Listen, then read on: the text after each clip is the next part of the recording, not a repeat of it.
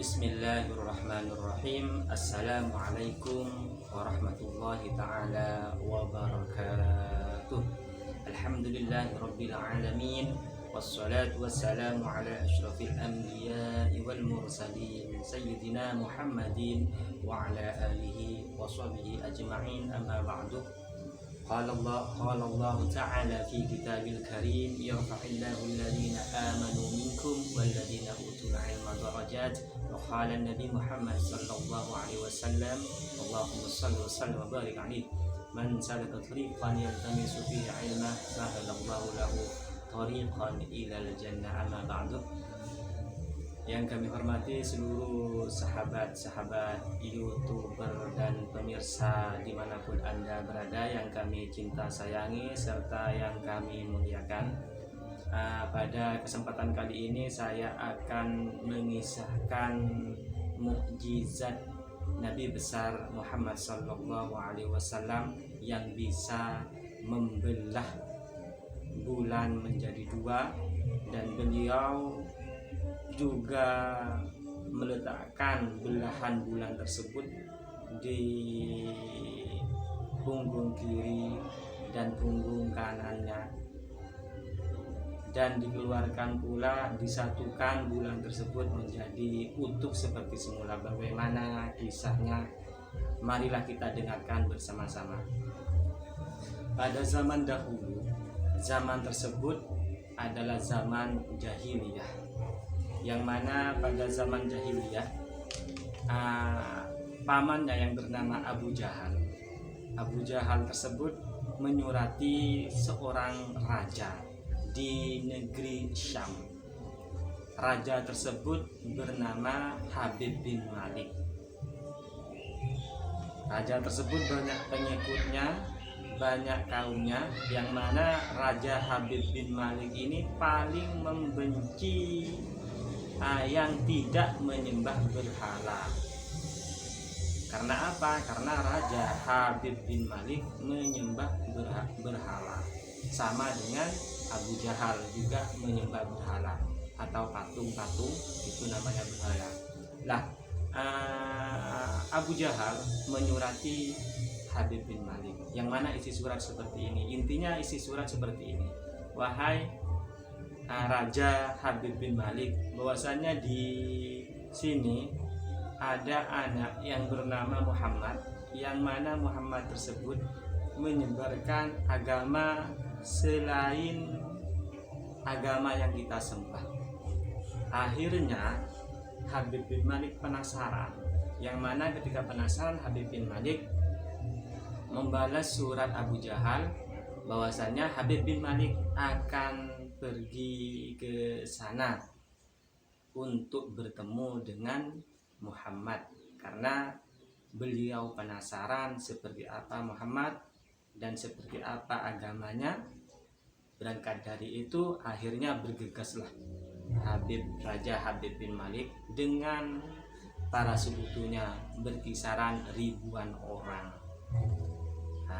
Ketika itu selang beberapa hari langsung berangkat ke kota Mekah. Lah, ketika sampai di desa Abdah, yang mana desa Abdah ini desa yang dekat dengan kota Mekah, desa yang ada di kota Mekah, desa Abdah, yang mana desa Abdah tersebut kediaman dari Abu Jahal. Akhirnya Raja Habib bin Malik tersebut bertemu dengan Abu Jahal dan menanyakan ke Abu Jahal, wahai Abu Jahal, seperti apa Muhammad? Kriteria Muhammad itu seperti apa? Lalu Abu Jahal menjawab, silahkan kalau seperti itu Raja Habib bin Malik, untuk lebih luasnya tanyakan kepada Bani Hashim. Akhirnya Raja Habib bin Malik menanyakan kepada Bani Hashim. Bani Hashim menjawab bahwasannya Rasulullah Nabi besar Muhammad SAW pada waktu kecil dia itu terkenal sangat baik, jujur, amanah, dan menurut. Tapi ketika dia sudah besar, sudah berumur 40 tahun, dia itu menolak ajaran agama kita, agama yang disembah kita semua ini, yakni menolak Tuhan, berhala, semuanya ditolak. Bahkan dia mengajak jangan menyembah. Dia itu menyebarkan agama yang namanya agama Islam. Disuruh menyembah Allah dan jangan menyembah berhala. Itu ketika umur 40 tahun berubah. Oh, seperti itu kata Habib bin Malik. Ini raja yang dari negeri Syam. Terus selang beberapa kemudian Nabi Muhammad disurati dan disuruh menyusul Nabi Muhammad. Apa isi dari susulan tersebut? Nabi Muhammad disuruh ke sini. Ada raja yang ingin bertemu dengan dia. Kalau tidak mau ke sini, maka akan dipaksa. Akhirnya Nabi besar Muhammad SAW berangkat ke desa Abdah untuk menemui Raja Habib bin Malik ini yang dari negeri Syam. Terus Nabi besar Muhammad SAW berangkat, yang mana tidak sendirian. Nabi kita tidak sendirian. Beliau bersama Siti Khadijah, istri beliau yang sangat baik dan sering membantu perjuangan beliau. Terus bersama dengan Abu Bakar radhiyallahu anhu, ya, sahabat Rasul, ya, namanya Abu Bakar. Di sepanjang yang mana pas waktu itu Rasulullah Nabi besar Muhammad SAW memakai jubah merah. Nah, terus berangkat beliau bertiga, yang mana di perjalanan dari berangkat sampai nyampai yang namanya Siti Khadijah menangis dan Abu Bakar radhiyallahu anhu, mereka ini menangis semua. Kenapa? Dia itu khawatir takut terjadi sesuatu kepada Rasulullah Shallallahu Alaihi Wasallam. Allahumma shalli wa sallim alaihi. Bayangkan, ya maklumlah menangis. Dia dipanggil untuk diintegrasi karena dia itu benci karena Rasulullah menyebarkan agama Islam, sedangkan yang mengundang beda Tuhan, dia itu menyembah berhala. Kata Rasulullah berkata kepada Siti Khadijah dan Abu Bakar radhiyallahu an, sudah, Anda berdua jangan menangis. Ada Allah lah yang akan menjadi penolong, Allah lah yang akan menjadi pembantu.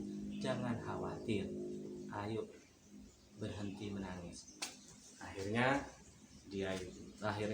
Rasulullah terus melanjutkan perjalanan.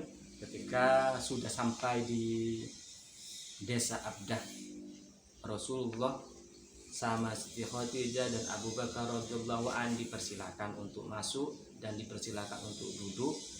Beliau duduk, yang mana kursinya tersebut disediakan dengan kursi emas, ya. Akhirnya Rasulullah duduk, ya.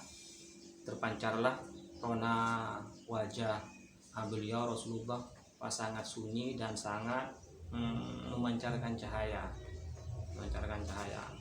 Sangat takjub orang-orang sekitar dan para habib dan Raja Habib melihat Rasulullah sudah kagum. Awal pertama pertemuannya sudah kagum. Oh, seperti ini Rasulullah.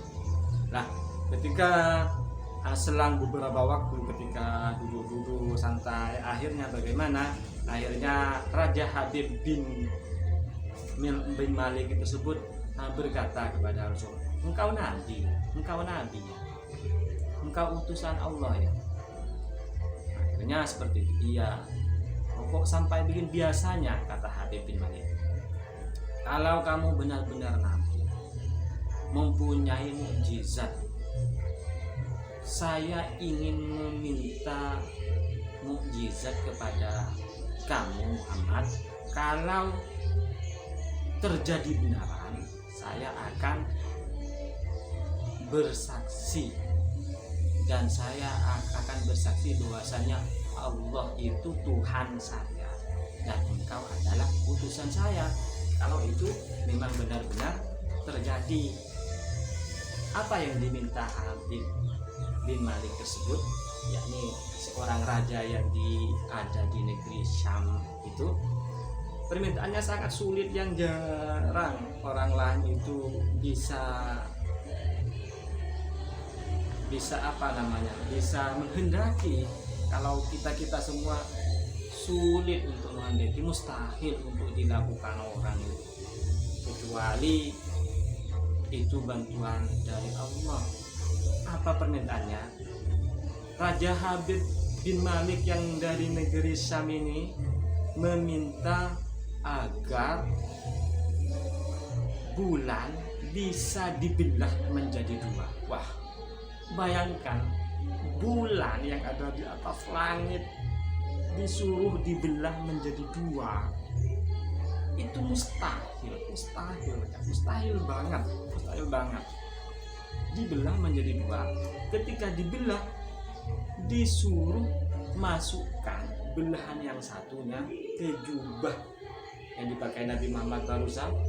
Kebetulan Nabi Muhammad pas waktu itu memakai jubah merah, masukkan ke jubah yang kiri, dan sebelahnya lagi potongan yang satunya dimasukkan ke jubah yang sebelah kanan. Disuruh. Ketika sudah dimasukkan di sebelah kiri dan kanan, dikeluarkan dan disatukan dan diletakkan di tempat yang semula.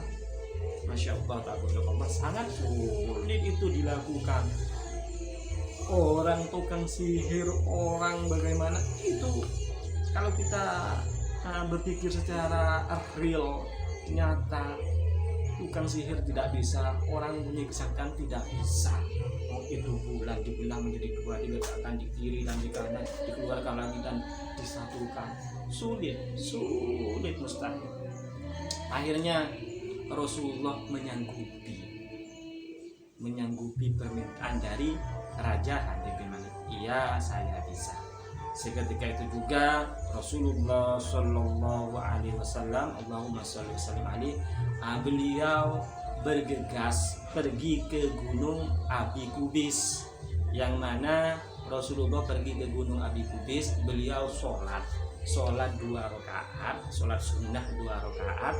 Ketika selesai sholat sunnah 2 rakaat di Gunung Abi Kubis tersebut, Rasulullah menengadahkan tangannya kepada Allah tinggi-tinggi dan memohon permintaan Habib bin Malik tersebut dikabulkan, ya. Beliau meminta mukjizat zaman ada itu. Akhirnya apa yang terjadi? Allah mengabulkan. Ketika itu Rasulullah SAW dengan tangan yang 2 jari, dengan dua jarinya Rasulullah SAW oleh Allah diizinkan bisa membelah bulan, dibelah menjadi 2. Orang-orang sekitar Mekah tersebut menyaksikan semuanya, ya, menyaksikan semuanya. Dibelah menjadi 2, terus sangat indah. Ketika sudah dibelah, terus dipegang oleh tangan beliau, yang satunya dimasukkan ke sebelah kiri dan yang satunya dimasukkan sebelah kanannya. Ketika sudah dimasukkan, dikeluarkan lagi, terus diletakkan lagi ke langit, dan bahkan bulan tersebut bulan bisa berkata seperti ini, asyhadu an la ilaha illallah wa asyhadu anna muhammadur rasulullah. Aku bersaksi, artinya aku bersaksi tiada Tuhan selain Allah dan Nabi Muhammad adalah Masya Allah, tabarakallah, itu adalah kekuasaan Allah dan ini merupakan mukjizat Rasulullah yang sangat besar. Abu Jahal dan para masyarakat Mekah sangat terkejut, dan juga raja dari negeri Syam tersebut, Habib bin Malik, juga terkejut beserta rombongannya yang ribuan, sangat terkejut. Tidak mustahil kalau tukang sihir bisa melakukan itu. Sekuat-kuatnya sihir tidak akan bisa melakukan yang seperti yang dilakukan Nabi Muhammad SAW. Namun walaupun sudah dibuktikan mukjizat Rasulullah SAW, Habib bin Malik tersebut yang raja dari negeri Syam masih tidak percaya 100%, masih ragu. Di awal kan kalau sudah ini saya akan bersaksi bahwasanya Allah adalah Tuhanku Muhammad. Dia masih ragu. Kata Raja Habib bin Malik, saya masih ragu, wahai Muhammad. Saya ingin menguji kepada anda ini. Belum sempat mengucapkan, sebenarnya ingin mengucapkan yang diucapkan Rasulullah. Rasulullah langsung menjawab seperti ini. Dia belum mengucapkan, langsung dipotong sama Rasulullah. Wahai Habib bin Malik, raja dari negeri Syam, engkau mempunyai anak perempuan, yang mana anak perempuan tersebut cacat, tidak bisa berjalan, tidak bisa meraba, dan matanya buta. Allah telah menyembuhkan penyakit yang diderita oleh anaknya sampeyan. Bergegaslah Anda pulang. Mendengar pernyataan Nabi besar Muhammad sallallahu alaihi wasallam, ya Allah, astagfirullahaladzim, itu besar Rasulullah. Raja Habib bin Malik terkejut. Kenapa terkejut? Karena Raja Habib bin Malik tersebut tidak ada yang tahu mempunyai anak cacat. Dia itu disembunyikan aibnya dia. Tidak ada yang tahu kecuali anggota keluarganya dan istana yang dekat. Tidak ada. Tahu dari mana Nabi Muhammad tersebut? Tahu dari mana? Bahkan dia itu menyatakan bahwasanya anaknya sembuh anaknya, bisa berjalan, bisa meraba, bisa melihat. Padahal anaknya memang benar punya anak cacat. Seketika itu juga, Masya Allah, tabarakallah, seketika itu juga Habib bin Malik itu lalu berkata, ya Muhammad, benar, asyhadu an la ilaha illallah wa asyhadu anna Muhammadur Rasulullah. Aku bersaksi tiada Tuhan yang pantas disembah kecuali Allah Subhanahu wa taala, dan aku bersaksi bahwasanya engkau Muhammad adalah utusan Allah. Tabarakallah, ya Allah. Itu begitu besarnya mukjizat Rasulullah untuk kita semua, untuk membuktikan bahwasannya yang patut disembah itu adalah Allah Subhanahu wa taala, sampai bisa mengetahui bahwasannya dia mempunyai anak raja tersebut cacat, bisa membuktikan. Akhirnya apa? Habib bin Malik tidak selesai di sini juga. Setelah itu Habib bin Malik bergegas pulang, lalu mengetuk pintu. Yang membuka tersebut siapa yang membuka? Masya Allah, tabarakallah, yang membuka adalah anaknya yang cacat. Selamat datang wahai Habib, ayah saya, Ketika datang langsung berkata asyhadu an la ilaha illallah wa asyhadu anna muhammadur rasulullah. Anak yang tersebut berkata seperti ini, kamu tahu dari mana? Kamu tahu dari mana anakku?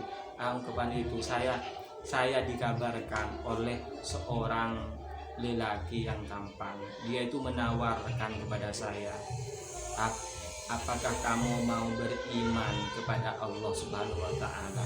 Kalau kamu mau beriman kepada Allah Subhanahu wa taala, saya akan sembuhkan dari penyakit yang diderita. Akhirnya wanita tersebut berkata, saya mau beriman. Akhirnya saya berkata, asyhadu an la ilaha illallah wa asyhadu anna muhammadur rasulullah. Masya Allah. Lalu Raja Habib bin Malik bersujud syukur,